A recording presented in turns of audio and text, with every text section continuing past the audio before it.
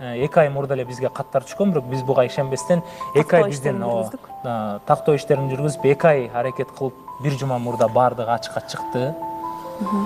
Эсен мырза 2016-жылы баш кошкон экен. Азыркы убакта 2 баласы бар экен.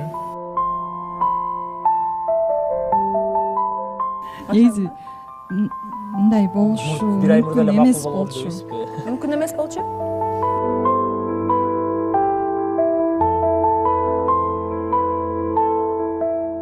Ошондо силер бизге такыр тиешеңер жок болуп калдыбы, өзүңөрдү өзүңөр билип, өтүңөр төргө илип, кааласаңар сүйлөшүп, кааласаңар талапкер күтүп, бул ошондо биз жолуктук долбоорунда сыйлабастык болуп атабы?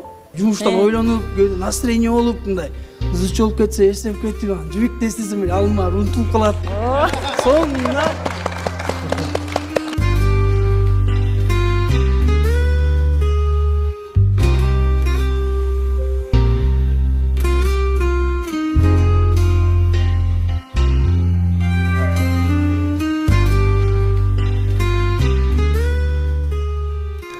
Жаз келип, сүйгүм келип баратпайбы?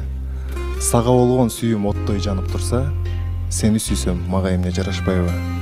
Ай, керемет.